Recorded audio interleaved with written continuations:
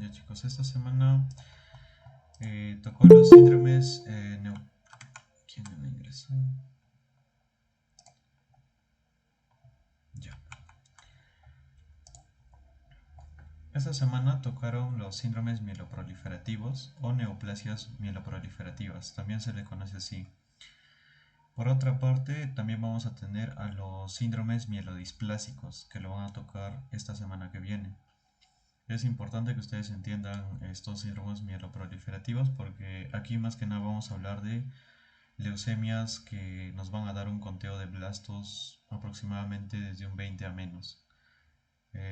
Entonces estas más que nada van a ser leucemias de tipo crónica, a comparación por ejemplo, las mielodisplasias o tal vez algunas leucemias agudas que también hemos visto clasificaciones, que esas van a pasar, ¿no? A partir de ese 20 o 30% de blastos.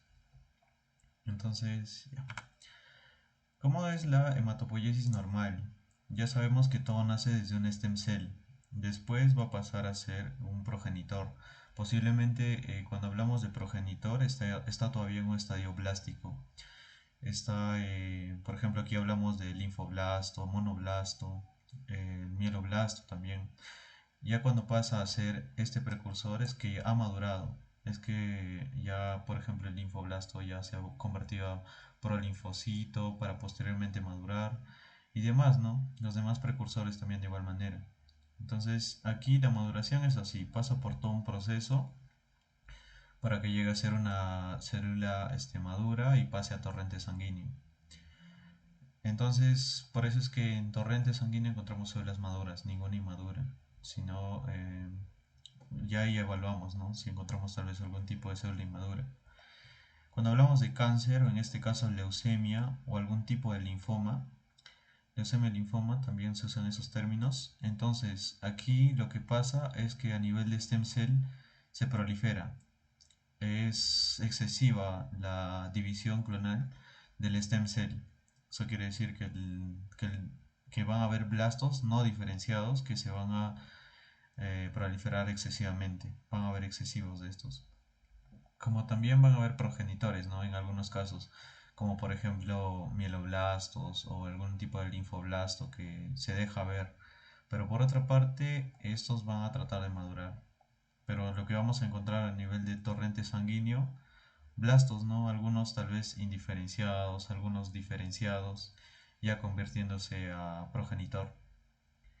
Por otra parte, hay un cáncer de progenitores. En este caso, por ejemplo, estaríamos hablando cuando hablamos de leucemia mieloide crónica, por ejemplo, los mieloblastos, sea con gránulos primarios, sea con bastón de Auger, y se encuentra, ¿no? Ya algún tipo de indicativo de que está madurando. Y hay otro tipo de cáncer de stem cell donde netamente se proliferan blastos no diferenciados. Y eso. De todas maneras, encontramos algunos que van a madurar, ¿no? O sea, hay algún componente maduro. No toda la médula se va a colonizar de puro componente inmaduro. Siempre encontramos componente maduro también. ¿Cuál es la clasificación de estas neoplasias mieloproliferativas? Estamos hablando de... Este es un listado desde la OMS, salió en el 2008. A partir de ahí se utiliza esta clasificación. Entonces encontramos la LMC con BCR-ABL positivo. BCR-ABL ya sabemos que son genes, es un híbrido que nace, entonces este ya se identifica a través de biología molecular, molecularmente nada más. Ahora, tengan en cuenta también que el BCR-ABL va a estar presente dentro de las neoplasias mieloproliferativas.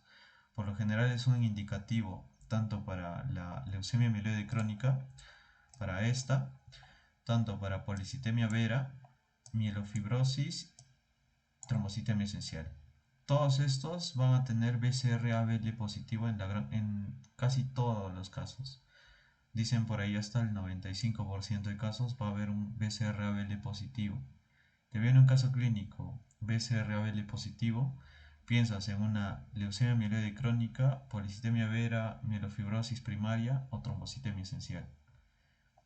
Son los principales que hacen este comportamiento a nivel de este gen. Después, leucemia neutrofílica crónica. También es una variante, ¿no? Cuando vemos alta proliferación de neutrófilos, por lo general encontramos neutrófilos ya maduros, excesivos, algunos con algún tipo de displasia, tal vez su núcleo no, no hay mucha división a nivel del núcleo de los neutrófilos y también la presencia de blastos, ¿no? Cuando hablamos de mieloproliferativas es que sí o sí va a haber la presencia de blastos. La policitemia vera también, esto ya es a nivel de rojos. Como dicen, ¿no? El término policitemia o poliglobulia, pero ya cuando tenemos el vera nos quiere decir que ya hay algo muy neoplásico. Algún tipo de poliglobulia puede ser algo normal, algo que se puede tratar, pero ya cuando estamos en policitemia vera es ya cáncer a nivel de rojos. De ahí nos vamos a mielofibrosis primaria. También esto ya es a nivel de médula ósea, trombocitemia esencial, trombocitos, ¿no? Puede estar elevado, trombocitos, tanto en médula ósea vamos a encontrar también megacariocitos elevados. Los vamos a ver más adelante, hay diapositivas. Leucemia eosinofílica crónica, como dice su nombre, van a haber eosinófilos, tal vez algunos anormales. Crónica, van a haber blastos y demás. Mastocitosis. Dentro de la clasificación mieloide también hay una célula llamada el mastocito, que se produce en médula, sin embargo no sale a torrente sanguíneo. Este mastocito, todavía estas neoplasias a nivel de esta célula aún están en investigaciones. De ahí tenemos otras neoplasias mieloproliferativas que no son clasificables, o sea que nos da tal vez algunos marcadores que no corresponden, ¿no? Pero esos son casos muy raros. Aquí hay otro, donde encontramos una neoplasia netamente de mastocitos, otra de cuando hablamos de rojos, policitemia vera, cuando hablamos de plaquetas, trombocitemia esencial, cuando hablamos de eosinófilos, la leucemia, ¿no? Eosinófila crónica. Los neutrófilos van a estar dentro de mieloide crónica, van a estar también en la mielofibrosis primaria. También hay una subclasificación de las dentro de la crónica va a estar una fase aguda, una fase blástica, y dentro de esa no encontramos la mielomonocítica, que también va a estar ahí presente. Aquí lo más importante, el gen JAK2, como también BCR-ABL. Esto sí o sí también téngalo muy en cuenta para sus casos clínicos. Cuando te aparece JAK2 o BCR-ABL positivo, por lo general estamos dentro de las leucemias mieloides crónicas o síndromes mieloproliferativos. JAK2 más que nada aparece, ¿no? En trombocitemia esencial, es muy principal dentro de policitemia vera. Sí o sí un indicativo que nos debe decir que estamos frente a policitemia vera. Yo. En la leucemia mieloide crónica, aquí vamos a encontrar, como dice, ¿no? Como dice mieloide, entonces vamos a encontrar neutrófilos, basófilos, eosinófilos un tanto elevados. Este va a ser el primer indicativo. Entonces, aparte nuestro conteo de blastos y tenemos, ¿no? A nivel de genética nos va a ayudar bastante los diferentes estudios citogenéticos, como por ejemplo cuando hay identificación de alguna translocación 922 que nos dice, ¿no? Del BCR-ABL positivo o más conocido como el cromosoma Filadelfia. Este es uno. Después, que esto va a afectar en la maduración, diferenciación. Entonces, ¿qué es lo que pasa? Se forma un gen híbrido y ¿qué es lo que va a hacer? Que supriman, ¿no? La proteína tirosinquinasa y lo que pasa es que va a suprimir la apoptosis. Entonces, a nivel de médula ósea se van a generar blastos, más blastos, hasta que salga, ¿no? Hasta torrente sanguíneo incluso. Y vamos a ver puros blastos. Eso ya sería en una fase tal vez blástica, incluso en una acelerada. Entonces en la inicial van a haber bastantes neutrófilos maduros. También cuando hablamos de leucemia mieloide crónica o leucemia mielógena crónica también, términos que se utilizan. La policitemia vera, aquí encontramos precursores eritroides. Aquí la médula está produciendo puros eritrocitos inmaduros, como también maduros. Entonces estos pacientes normalmente encontramos rangos de hasta 5.5 millones, pero en estos pacientes con policitemia vera vamos a ver un excesivo número del conteo de nuestros eritrocitos. Pueden llegar hasta incluso 7 millones, hasta incluso más, llega más. Entonces, como miran aquí en la imagen, por ejemplo, eritroblasto basófilo, aquí posiblemente dos ortocromáticos. Entonces vamos a encontrar estos precursores eritroides cuando estamos hablando de policitemia vera. Policitemia vera netamente glóbulos rojos. Entonces aquí vamos a encontrar este tipo de alteraciones. La médula va a liberar todo tipo de glóbulo rojo, sin maduro. Entonces, por ejemplo, aquí en nuestra muestra medular, guíense esta parte roja.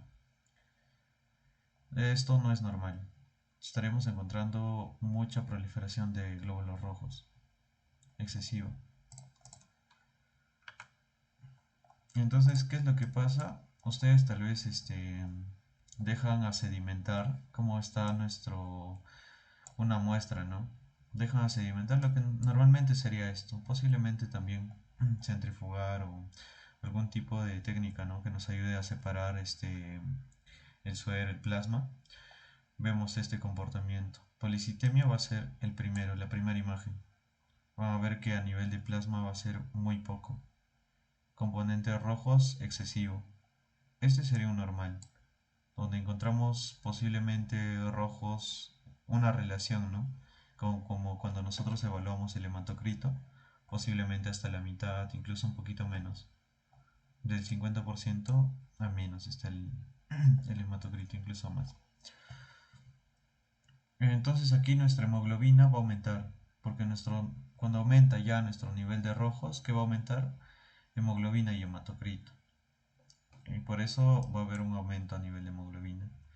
Leucocitos no es un indicativo fijo, pero de todas maneras también se eleva porque hay alguna presencia de estadios blásticos. Aparte, las plaquetas también aumentan. Entonces, a esto se le llama pancitocitosis, algo así. Entonces, cuando encontramos tres, ¿no? Las tres líneas celulares elevadas. Pancitosis se dice, cuando están los tres elevados. Entonces también va a ser una reacción leucoeritroblástica. También vamos a encontrar, por así decirlo, los precursores eritroides en estadios muy blásticos.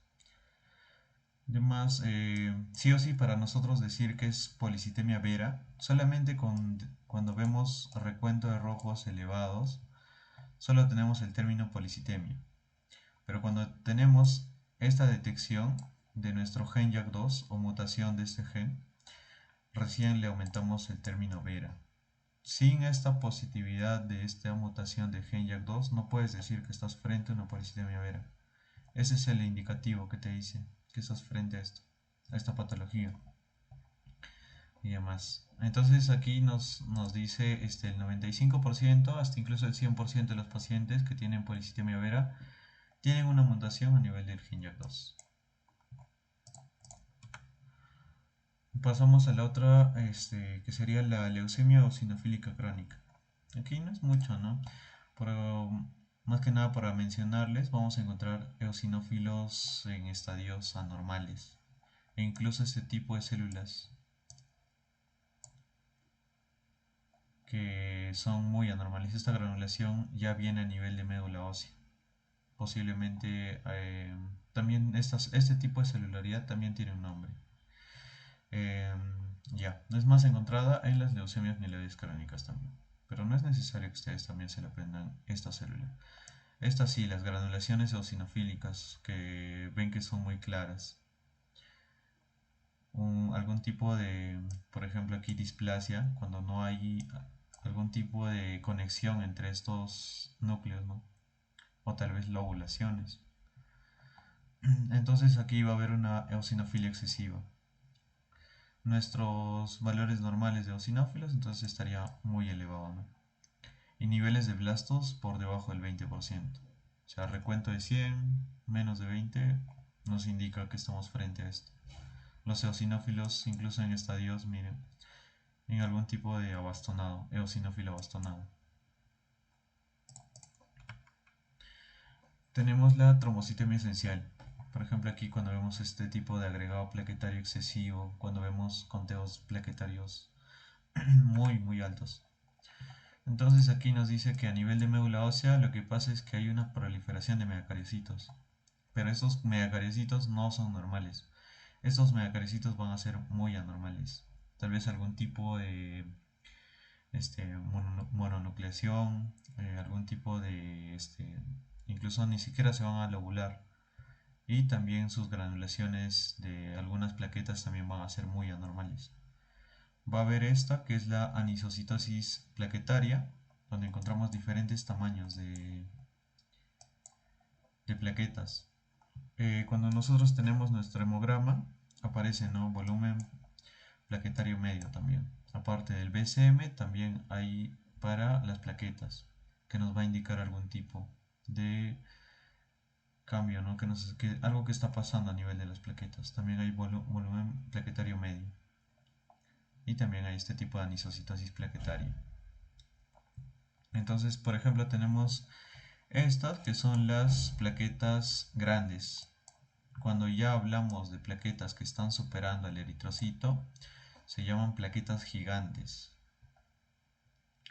Eso. Y este tipo, ¿no?, de agregado plaquetario. Por lo general, cuando nosotros tenemos agregados plaquetarios, muchas veces pasa cuando nosotros tenemos nuestra muestra y tal vez no lo hemos homogenizado antes de procesar. Entonces puede haber presencia de estos agregados plaquetarios. Otro, excesivo tiempo de nuestro anticoagulante con nuestra muestra nos puede producir este tipo de agregados plaquetarios. Entonces, por ejemplo, cuando pasa esto, muchas veces es por el anticoagulante, cuando hay excesivos. Entonces, por ejemplo, corregimos con citrato, tubo con citrato, sacamos muestra nuevamente, pasamos por el equipo para ver si se corrige tal vez algún tipo de conteo. Si no se corrige, es que sí, estos serían agregados verdaderos, que nos indican posiblemente algo, ¿no? Que posiblemente un megacariocito está produciendo excesivas plaquetas. Y aquí nuestros megacariocitos excesivos. Y no están bien bilobulados, multilobulados. Estos solamente se van a quedar tal vez en poquísimas lobulaciones. Por lo general los encontramos a los megacariocitos con 12, 18 lóbulos. Pero ahora no, pues en esta patología se les llaman megacariocitos hipolobulados, que es un indicativo de displasia. Lo van a ver la siguiente semana también. Y es muy excesivo, ¿no? Por ejemplo, cuando tenemos nuestros valores de referencia, 2 a 4 megacariocitos por espícula, por ejemplo, en este campo estarían sobrepasando, ¿no? Incluso aquí se haría un conteo de, posiblemente aquí también, restos de megacariocitos, 5. Entonces estaría sobrepasando nuestros valores de referencia con el conteo de estos megacariocitos. Por aquí tal vez también un núcleo de un megacariocito. Todo este tipo de comportamientos pasa en estas patologías de trombocitemia esencial. Megacariocitos anormales, megacariocitos destruidos. Aparte tenemos la leucemia mieloide crónica. Esta sí es muy importante que ustedes lo sepan. Entonces nosotros tenemos tres fases. Fase crónica, que vamos a encontrarla tanto en torrente sanguíneo como en médula. Si hablamos de torrente, 2%. Si hablamos de médula ósea, 5%. Menos, ¿no? Cuando hablamos de una fase acelerada, hablamos de un 5% o más. Esto de blastos. Y va a haber una tercera fase, una fase final, una crisis blástica o también llamada fase aguda, donde aquí nuestros blastos van a llegar desde un 20%, OMS o la francoamericana, a más, ¿no? Claro que esto llega solamente hasta 19%. Te viene el caso clínico, te dice evalúa en qué fase está. Posiblemente tenemos un 50%, estaríamos hablando de una leucemia mieloide crónica en estadio blástico o más llamada tal vez leucemia mieloide aguda. Esos dos términos se pueden utilizar. Ahora, si nos vamos a una fase crónica, por ejemplo, ¿no? Tenemos nuestro conteo a nivel de sangre periférica, encontramos 4%. Entonces, solamente fase crónica, leucemia mieloide crónica, nada más. Pero si tenemos tal vez en un 17% nuestros blastos, entonces sería leucemia mieloide crónica en un estadio de aceleración o tal vez fase de aceleración, cualquiera de esos. Es importante estos rangos de referencia, que ustedes lo sepan. Les ayuda tanto para leucemias mieloides como para leucemias crónicas como también para las agudas. Ahora tenemos la fase crónica. Aquí, como ya les mencionaba, igual, 2%, basófilos y eosinófilos. Al nosotros referirnos a la mieloide, el mismo término mieloide te dice que estás dentro de los granulocitos. Por eso es que va a haber aumento neutrófilos y por otra parte basófilos e eosinófilos. Pero ya es muy raro estos casos cuando aparecen basófilos y eosinófilos. Y encontramos también glóbulos rojos nucleados, posiblemente ortocromático, policromático y demás. A nivel de médula ósea, hiperplasia mieloide. Este término quiere decir que hay proliferación mieloide. Promielocitos, mielocitos y demás están proliferando la médula. Es muy excesiva. Entonces la proporción mieloide y eritroide, lo que normalmente sería 4 en 1, aumenta posiblemente 10 en 1. Es muy excesiva esta proliferación de componente mielocítico. Por eso los eritrocitos, por ejemplo, aquí van a estar reducidos, ¿no? También a causa de la anemia. Por eso también causan anemia la gran mayoría de leucemias.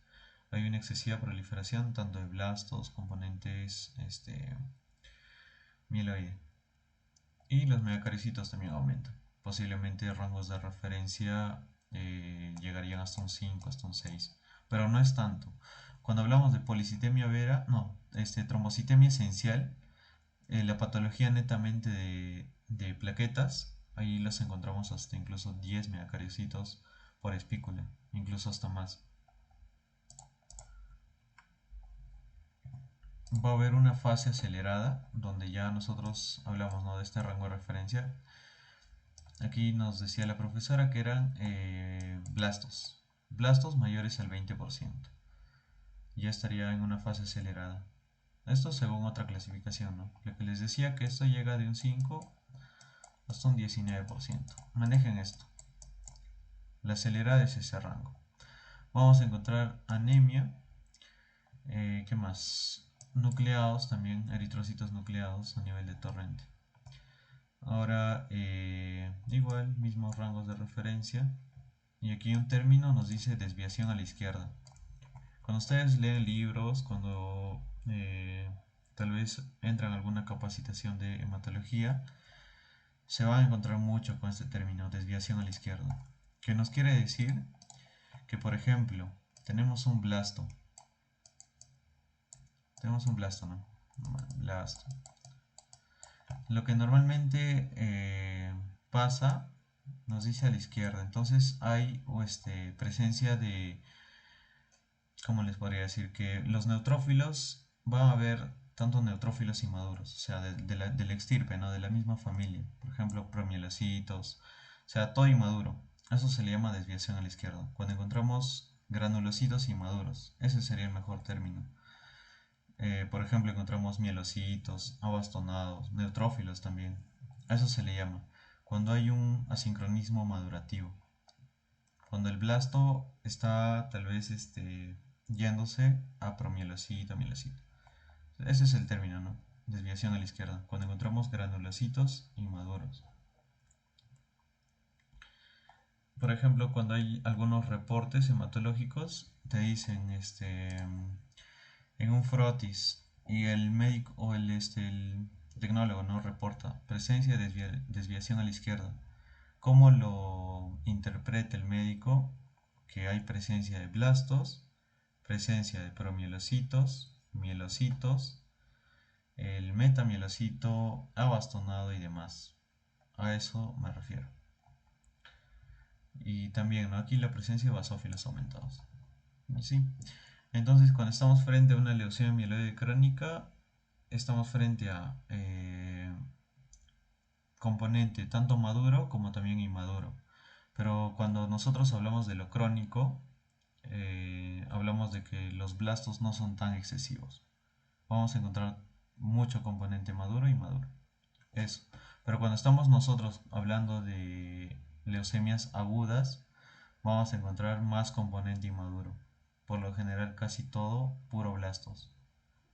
En cambio las crónicas, no, pues encontramos componente maduro y maduro. Después la crisis blástica, ¿no? También cuando los blastos van mayor a 20, sea 30% más. Aquí la presencia de BCR-ABL1 a nivel de genes, cuando hablamos de biología molecular, se identifica, ¿no? Este híbrido. Entonces, ¿qué es lo que pasa? Les decía, ¿no? Que van a inhibir lo que es la tirosinquinasa. ¿Qué es lo que hace? Que no haya apoptosis. Entonces va a haber alta proliferación de blastos. Por ejemplo, aquí encontramos una leucemia mieloide crónica en un estadio plástico. Miren este tipo de células blásticas excesivas.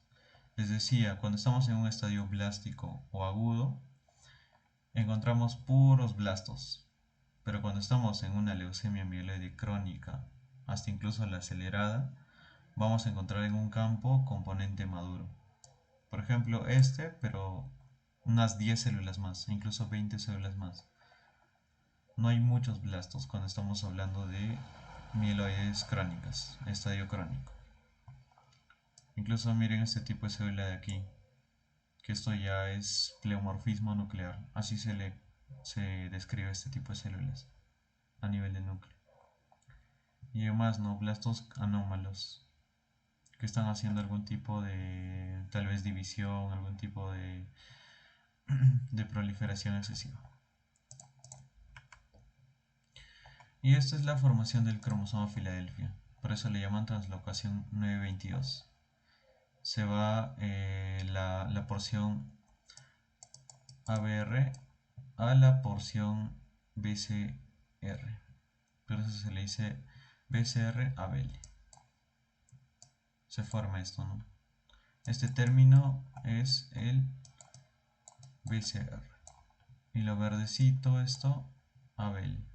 Entonces aquí se forma esto, ¿no? El BCR-ABL. Es un híbrido más conocido como cromosoma Filadelfia, que lo vamos a encontrar, como les digo, en las leucemias mieloproliferativas. Yo. Hasta ahí, chicos, alguna duda tal vez aquí para presentarles un caso. ¿Alguna duda? ¿Todo claro?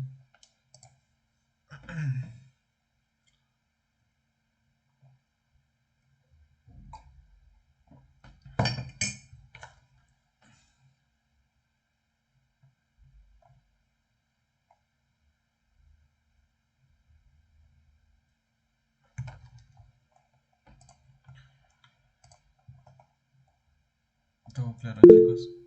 Dime, Luis. Hablando de la positema vera, ¿no?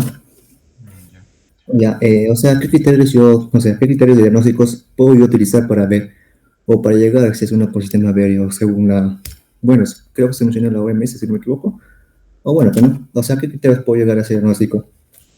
Ya. Aquí lo tenemos. Polisistema vera. Por Sí. ejemplo, nosotros procesamos, ¿no?, nuestro equipo hematológico. Entonces vamos a ver un aumento a nivel de rojos, excesivamente. Y eso por lo general el término que se utiliza cuando hay excesivos rojos, tanto hematocrita, hemoglobina, se utiliza el término de poliglobulia. Entonces hasta ahí tenemos una poliglobulia. Ahora, cuando nosotros tal vez de más nuestros diferentes valores como leucocitos, que van a estar elevados, plaquetas, que estos son variables, ¿no? Por lo general cuando encontramos esto y tal vez la presencia de blastos, cuando nosotros ya tenemos una presencia de blastos es que algo está pasando a nivel medular.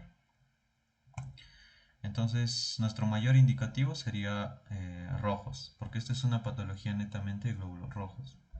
Entonces, netamente cómo la diferenciamos, cómo damos el diagnóstico exacto, sería identificando esta mutación del YAC2. Entonces, solicitamos, ¿no?, biología molecular, una prueba para esta identificación de este gen, de esta mutación del YAC2, que nos debe dar positividad. Solo con esta y con tal vez algún tipo de bioquímica podríamos llegar a este diagnóstico de polistemia vera. Ya, listo. Me dices que con el gen mutación de Jack, no sé qué más, Sí, Jack dos, ¿no? YAC2. Ujú. Ya, esta mutación de Jack, o sea, ¿cómo afectaría en el desarrollo Esto ya viene de de... esta enfermedad? Ya, Ujú. bacán, salió positivo. Sí, ya, mira, es una prueba bioquímico de la mutación JAK2 Ujú. positivo, salió chévere. ¿Cómo esto de acá afecta esta mutación en el desarrollo de la enfermedad? Ya. Ese gen YAC2, ¿qué es lo que hace? Alta proliferación a nivel de nuestros rojos. ¿Qué es lo que va a hacer? Acelera la médula ósea, la eritropoyetina la aumenta. Entonces, ¿qué es lo que hace? Rojos, rojos, rojos. Puro rojo la médula ósea. Entonces, ¿qué es lo que vamos a encontrar? Ya nuestra médula ósea se ha proliferado de tantos rojos, de tanto componente inmaduro, por ejemplo, nuestros precursores eritroides, que lo que hace es que pase a torrente sanguíneo, algún tipo de celularidad inmadura. Entonces eso, ¿no? ¿Qué es lo que hace? Excesiva proliferación de rojos. Esto es lo que hace la mutación gen YAC2. A este nivel, cuando hablamos de policitemia vera. Ya, y hay algo, no sé, por curiosidad, hay una, no sé, puede ser, se llamarse mutación que activa a esa JAK2 o solamente así por así se activo, tiene que ver alguien antes de JAK que se active. O sea, en resumen, si el JAK2 es una mutación, bueno, tiene que activarse por algo, ¿no? Algo tiene que llegar a Claro, activarlo. eso más que O nada sea, son ¿qué mutación llega, o sea, qué mutación llega a activar al JAK2? O bueno, posiblemente algún tipo de factor ambiental, ¿no? Diferentes... como a ver, un ejemplo podría ser, o sea, la mutación no se va a dar positivo por así, tiene que ver algo que la active. Ujú, Y eso, yo quiero saber esa parte, ¿qué es lo que le activa esa mutación JAK2? ujú. Ya, como te digo, netamente si estudiamos al YAC2 es biología molecular. Ahí tendríamos que estudiarlo. En hematología más que nada nosotros solicitamos, ¿no? Vamos a... vemos este comportamiento a nivel de nuestro hemograma, vemos la presencia de blastos, nosotros solicitamos para otra área, que sería biología molecular. Entonces ahí se vuelve a no gen YAC2. Si ahí nos sale positivo, policitemia vera. Nos sale negativo, posibles otras causas. Entonces sería ya otro curso ya de biología molecular, como dices. Exacto, si queremos estudiar la mutación gen YAC2 estaríamos hablando de otra área. Listo. Ujú, listo. Dime, Pablo. Disculpa, Alessandro, ya que estamos hablando de biología molecular, también en nuestro caso tenemos que poner eso. O sea, si alguien Sí, está haciendo leucemia amiloide crónica, tiene que explicarle la translocación y que tenemos que hacer un cariotipo y así, o no es necesario. claro, tienes que explicar todo tu proceso, todos los procesos que vas a utilizar. Claro que para eso tienes que estudiar, ¿no?, cada área. Entonces, aquí, por ejemplo, ya les voy a presentar un caso y más o menos ustedes van a hacer así. Por ejemplo, aquí voy a presentarles un casito y todo completo, todo lo que tienes que solicitar, todo lo que tienen que ver para llegar a un diagnóstico de leucemia posiblemente. Aparte es otra pregunta.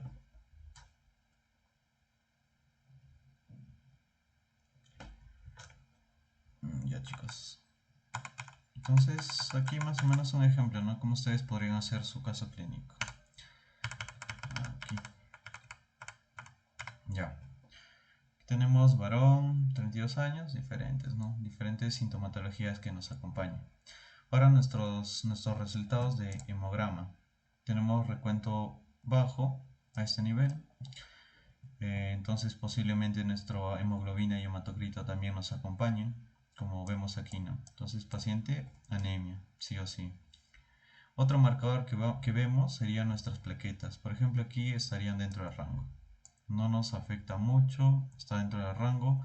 Las plaquetas es variable. Aquí tal vez sí nos da mucho interés clínico. Nivel de blancos excesivamente. Estaríamos hablando de 85.000. Entonces es excesivo ese número. Ya nosotros conocemos nuestros valores de referencia. Ahora nuestros niveles de rojos, ¿no? Sí o sí necesitamos evaluar BCM, CHCM para saber posiblemente, ¿no?, a qué se debe esta anemia. Entonces vemos qué tipo de anemia, pero cabe resaltar que ya sabemos un resultado de nuestros leucocitos que nos indican una posible leucemia. Evaluamos BCM dentro, CHCM, los más principales, que también está dentro del rango. Entonces los pacientes que presentan leucemia van a tener por lo general una anemia normocítica normocrómica. No van a tener otro tipo de anemia. Tal vez algún tipo de BCM aumentado también en algunos casos. Pero por lo general los pacientes que tienen leucemia van a tener BCM, CHCM normal, como en este caso. Pero aquí los blancos nos llaman demasiado la atención, es excesivo ese número. Entonces ahí por lo general, ¿qué está pasando a nivel de médula? Alta proliferación, para que se evidencie eso a nivel de torrente sanguíneo. Hacemos un conteo a nivel de células, entonces encontramos, ¿no?, todos estos tipos de... ¿Qué célula me podrían decir? Ahí tal vez en el chat. Esta célula, tal vez el número 1. ¿Qué célula podrían decir ustedes?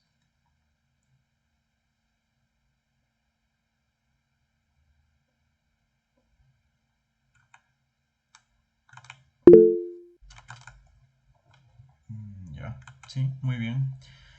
Este, tanto como este, son blastos. Entonces, blastos tal vez no tan diferenciados. Aquí tal vez algún tipo de granulación primaria que nos indicaría posible mieloblasto.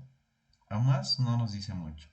A nivel de núcleo, presencia de nucleolo eh, con un nucleolo prominente, si se le conoce.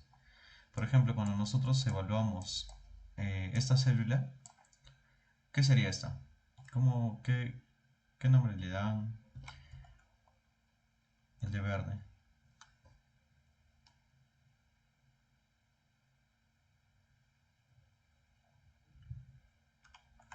¿Hay alguna idea?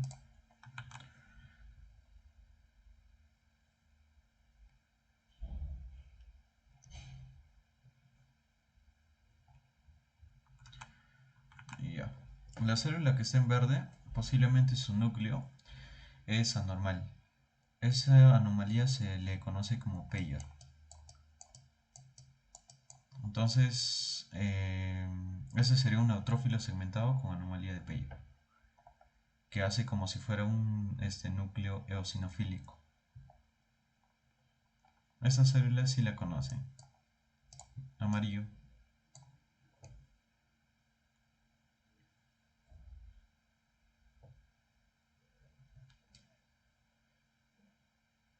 Participen, chicos, ahí les voy. Ahí a ver si le dan al diagnóstico a ustedes también.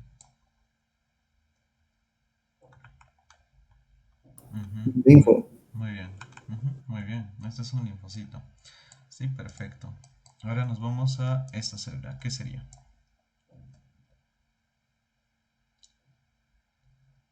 Esas hendiduras, más o menos, presencia de una granulación tal vez un poquito fina. Un callado. Ya. ¿Qué más?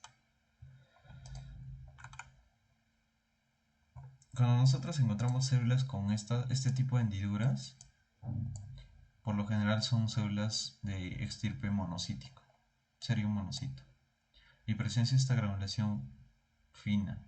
Cuando nosotros vemos monocitos de médula ósea, presentan esa granulación fina. Cuando vemos monocitos de torrente sanguíneo, pérdida total, hasta incluso perdió toda esa granularidad que tiene el monocito. Entonces, este sería un monocito de médula ósea. Estas más, ¿no? Más de estos blastos, de este tipo de blastos. Seguimos evaluando, neutrófilo segmentado y más de estos blastos. Seguimos, más de este tipo de blastos con algún tipo de granulación que nos indican qué célula sería, si presentan granulación primaria estos blastos. ¿Cómo se le conoce?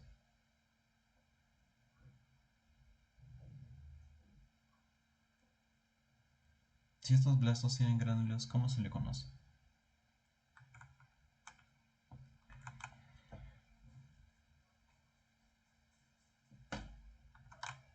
Ya estaremos hablando de mieloblastos. Tanto bastón, tanto gránulo te hace indicativo de que estás frente a un mieloblasto. Y más de este tipo de blastos, y así. Neutrófilo segmentado, más neutrófilo segmentado, con algún tipo de anomalía, ¿no? Porque estos no son normales. Esto se le llama neutrófilos displásicos a nivel de núcleo, cuando estamos solamente en una bilobulación. Más de este tipo de blastos y así. Seguimos con nuestro conteo. Más de este tipo de blastos. Por ejemplo, hay una diferencia entre posiblemente este blasto el 1 y este blasto en 2. Fíjense el citoplasma azulado.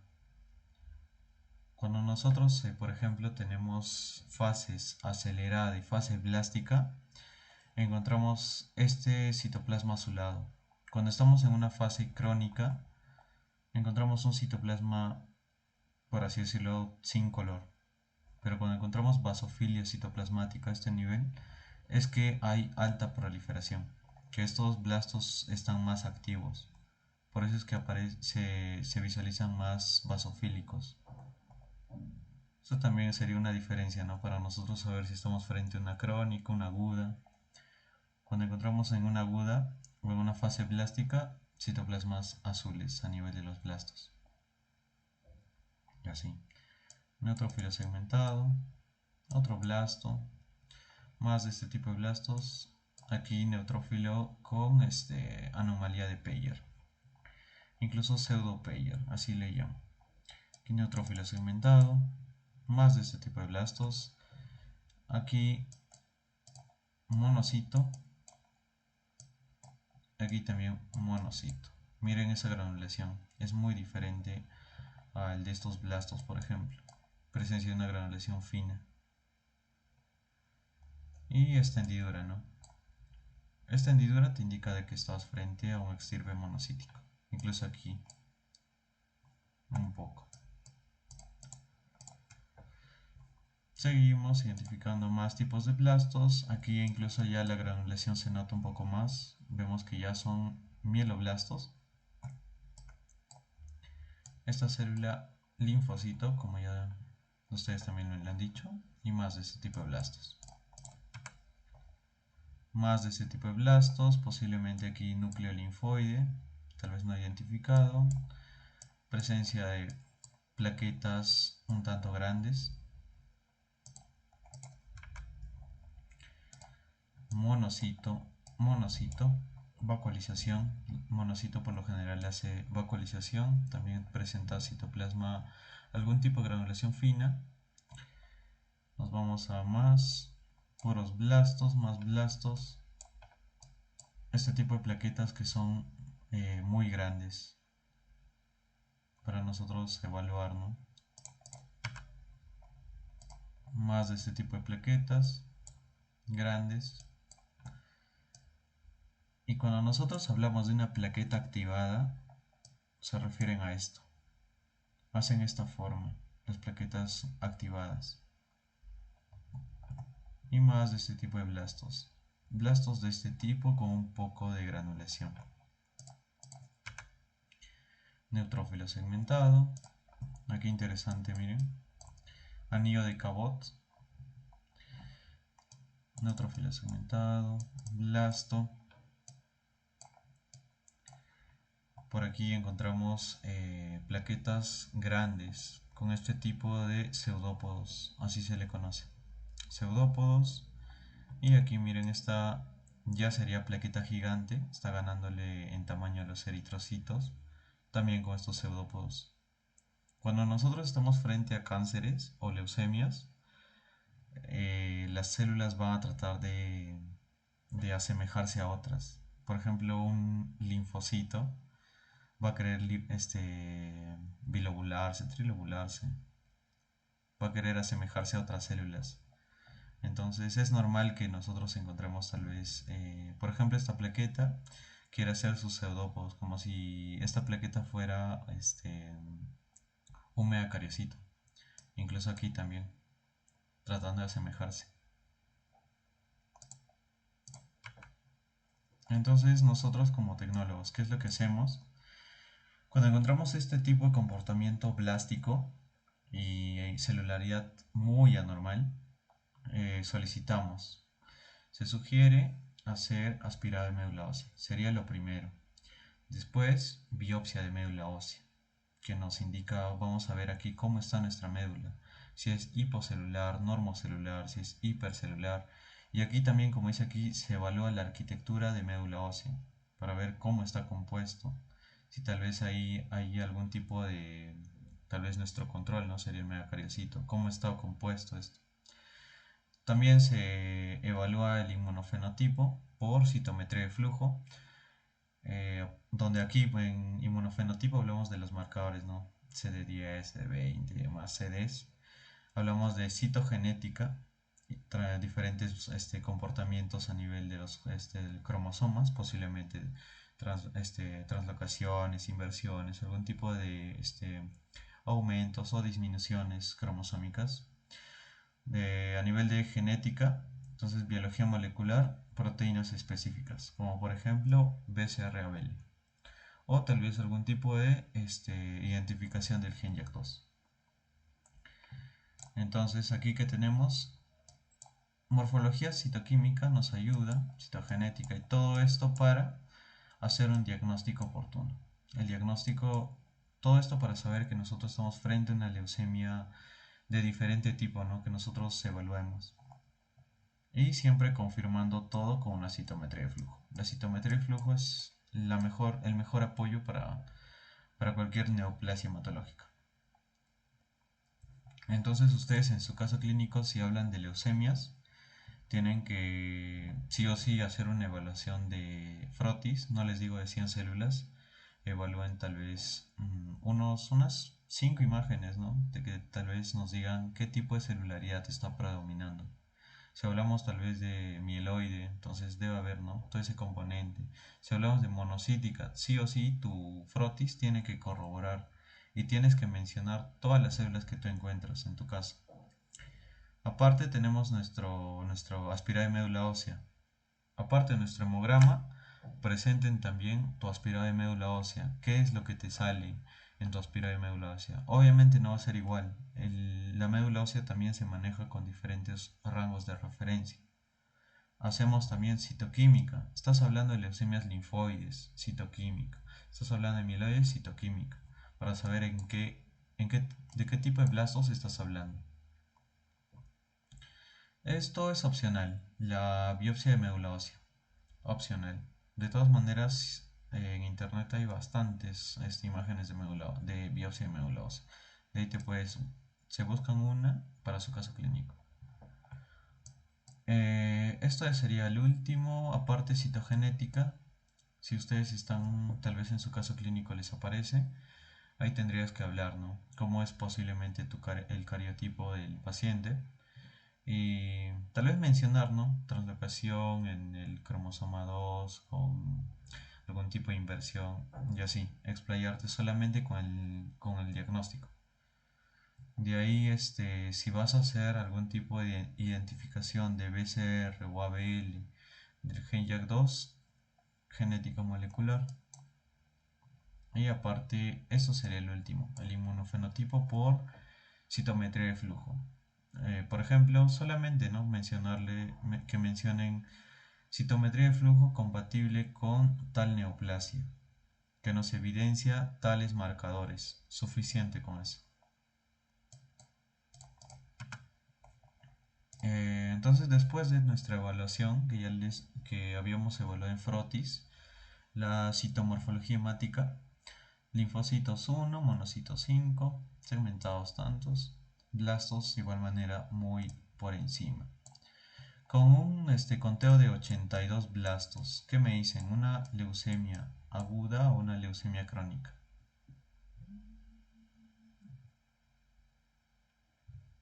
Aguda. Ya. ¿Qué me dicen ahí? 82% de blastos en este caso.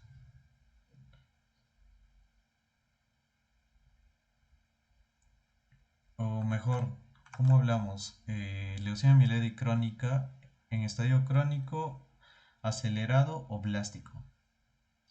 Ya que en eso así estamos clasificándolo. Plástico.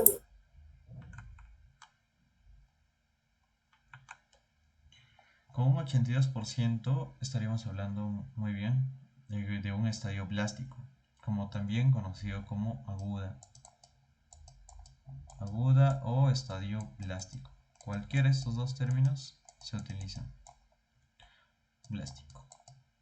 Entonces ya pasó, por ejemplo, la fase acelerada, tal vez comenzó esta neoplasia con un estadio crónico, ya con este conteo de blastos nos estamos yendo hacia tal vez un estadio blástico. Ya, presencia de macroplaquetas, 2 cruces, importante en nuestro reporte. Ahora, observaciones. Nosotros siempre cuando presentamos nuestro reporte tenemos observaciones como también recomendaciones. Sí o sí las recomendaciones para saber, para darle un buen diagnóstico a nuestro paciente, para saber sobre qué patología estamos viendo. Entonces, aquí presencia excesiva de proliferación de estos blastos. Solamente decimos aparentemente mieloide. No digan mieloblastos. Por más que estos hayan tenido gránulos, por más que estos se hayan visto tal vez con algún tipo de diferenciación mieloide, nosotros en nuestro reporte decimos blastos aparentemente mieloides. No, por ejemplo, no podemos dar un diagnóstico de mieloblastos, así nada más. Sabemos que cuando nosotros hablamos de mieloblastos, sí o sí podemos confirmarlo con citoquímica, con tal vez algún tipo de inmunofenotipo de citometría de flujo. Solamente con eso podemos decir que estamos frente a mieloblastos. Si no hay esto, no puedes decir que son mieloblastos.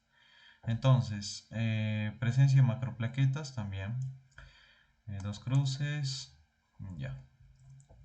Ahora, recomendaciones, tenemos estudios complementarios, citoquímica, inmunofenotipo, pruebas genéticas y aquí por lo general la evaluación del cromosoma Filadelfia, que nos va a acompañar en muchas neoplasias hematológicas, por lo general del extirpe mieloide, ya que nosotros estábamos sospechando, ¿no? con estos marcadores. A nivel de Frotis nos ha dado posiblemente eh, esa granulación mieloide y moleculares. Aquí, citoquímica. Teníamos un conteo 82% de blastos, ¿ya? 82% de blastos. Con esta citoquímica, ¿qué me pueden decir? ¿Algún diagnóstico tal vez? Que, que posiblemente ustedes piensen, si han entendido cómo es citoquímica. ¿Qué me pueden decir? Citoquímica más tu conteo de blastos. ¿Qué neoplasia, frente a qué neoplasia hematológica estamos?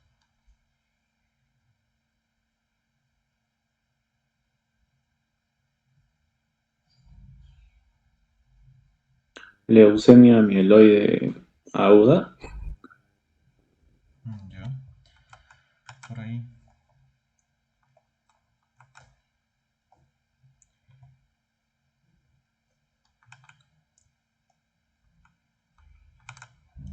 Ya. Ya chicos, si tienen alguna duda, la manito, por si no están entendiendo algo yo. Entonces, nuestra citoquímica, mieloperoxidasa, una cruz, nos dice componente mieloide, negro black mieloide. Aparte tenemos otro, el CAI, que es mieloide. Anai negativo, anai con cloruro también tal vez negativo negativo. Entonces, no estamos frente a una neoplasia tipo monocítica. TDT, linfoide. PAS, linfoide. Descartados también. Entonces, frente a este número de blastos, sabemos que pasó este 20, este 30%, ya lo tomamos como aguda.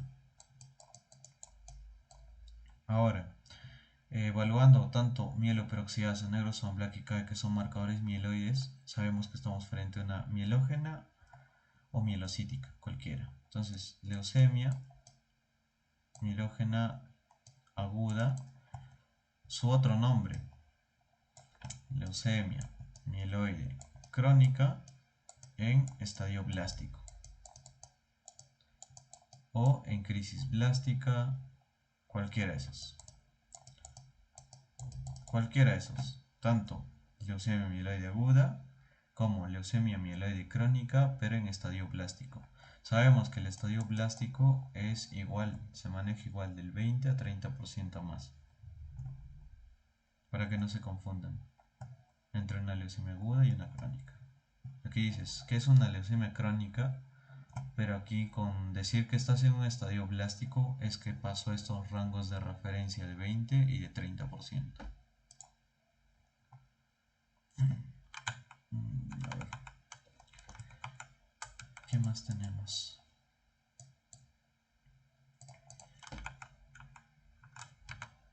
Entonces tenemos nuestro inmunofenotipo por citometría de flujo. Aquí vemos positividad. Este es un marcador de leucocitos, células precursoras, por lo general los blastos o leucemias en estadio blástico acelerada dan un CD34 positivo. CD13, marcador mieloide. Entonces aquí tenemos un mieloide. Nos vamos a progenitores no linfoides. También hay dos cruces. Entonces, si no es linfoide, posiblemente mieloide, eritroide y demás, ¿no? HLA-DR, estamos hablando de marcador también netamente mieloide. Desde un negativo hasta unas 3 cruces. Aquí tenemos más mieloide, mieloide, mieloide. Estos también son marcadores de tipo mieloide. Entonces, por ejemplo aquí, si nosotros estamos frente a linfoides, un CD10, por ejemplo un antígeno linfoide, nos está saliendo negativo. Aparte hay un CD15 que nos habla de linfomas de Hodgkin. Los linfomas de Hodgkin hace referencia a, lo van a ver más adelante, a linfomas que netamente tienen su nombre propio. En cambio, linfomas no Hodgkin, lo van a ver, pero más adelante. Así que no se complican ahí todavía. CD15 entonces habla de linfomas nada más. Negatividad, negatividad. No estás frente a mieloide, no estás frente a linfoide. Estamos frente a antígenos de tipo mieloide y todos te corroboran, todos te dicen que estamos frente a mieloide. Incluso te dice que hay presencia de blastos. Ahora, tenemos nuestro estudio citogenético. Nos sale este resultado. Está la presencia de la translocación 922. Entonces, esto hace referencia a que estamos frente al cromosoma Filadelfia. El cromosoma Filadelfia va a ir acompañado, por lo general, en las neoplasias o síndromes mielodisplásicos, como también los mieloproliferativos. ¿Ya? El cromosoma Filadelfia. Pero por lo general, ¿en cuáles aparece? En el MC. Es el principal. Ahora nos vamos a estudios moleculares. Aquí tenemos que evaluar el BCR-ABL P210. Entonces aquí nos dice se ha detectado. Entonces sería leucemia mieloide crónica con presencia de BCR-ABL. Entonces, sí estamos frente a una leucemia amiloide crónica. Pero con nuestros blastos decimos que estamos en un estadio blástico, ¿no? Estadio blástico. O en algún caso agudo. ¿Qué más? Entonces, posiblemente aquí algunos tenían granulación. Entonces, posiblemente estamos frente a un M1, un M2. Entonces, como resultado sería esto: leucemia amiloide crónica en fase blástica, o también llamado leucemia amiloide o mieloblástica aguda, cualquiera. Mielocítica aguda, leucemia amiloide aguda, una M1. No tenían tantas granulaciones todos los blastos. Entonces, estos son los nombres y así es como es el protocolo de cómo tú das tu resultado si estás en una leucemia. Si, por ejemplo, cualquier tipo de leucemia, ¿no? Sí o sí tu protocolo, el que te presenté, Si haces caso clínico de algún tipo de leucemia, sí o sí hacer todo este tipo de estudios en tu monografía. Sin esto no puedes dar resultado. Por ejemplo, creo que el anterior ciclo había una chica que solo dio un resultado de leucemia con hemograma. Obviamente no vas a dar tu resultado de leucemia con hemograma. Necesitas más de este tipo de pruebas. Aspira de médula ósea, biopsia, inmunofenotipos y demás. O sea, con hemograma nada más no nos dices mucho, solamente que hay blastos, que hay diferentes marcadores, pero no nos dice que estás frente a una leucemia. Necesitas confirmación y más aún que te apoyen, que te sustenten en tu diagnóstico. La profesora, por ejemplo, tú haces un diagnóstico de leucemia linfocítica, digamos. Ella te pregunta, a nivel de inmunofenotipo, ¿qué marcadores tienes que son de extirpe linfocítico? Y con eso corroboras de que estás frente al linfoide. Si no, estás frente a otra neoplasia que tal vez no sea linfoide. Posiblemente haces incluso tu mieloperoxiasa. Hasta incluso en una linfoide te está saliendo positivo, hasta incluso una cruz. Hasta incluso en una mieloide te sale negativo tu mieloperoxiasa. Entonces, no, estos son marcadores un poquito, por ejemplo, la citoquímica y el mielograma nos encaminan. Pero aquí, ¿quién te da el diagnóstico? Tanto citogenética como inmunofenotipo. Citogenética te dice que estás frente a que sí el tema tiene que ver con algún tipo de gen, y otro, tu inmunofenotipo, que te confirma todo lo que has estudiado, que te confirma todo tu frotis, tu biopsia, tu aspirado, tu citoquímica, todo. Entonces sí o sí es. Y en la citogenética, ¿quién le ayuda? La molecular. Así es como va todo esto. Y eso, chicos, a ver, solo, sí, solo es eso. ¿Hay alguna pregunta?